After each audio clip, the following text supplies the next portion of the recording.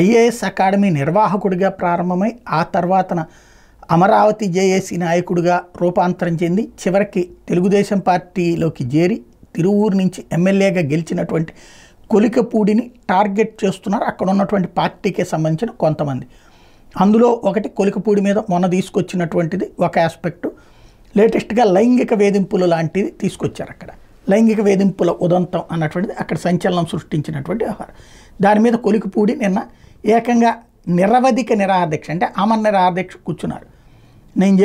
నేను కనుక దీక్షలు అదే తప్పు చేస్తుంటే శిక్షించండి అని నిన్న దానికి సంబంధించి మాట్లాడారు.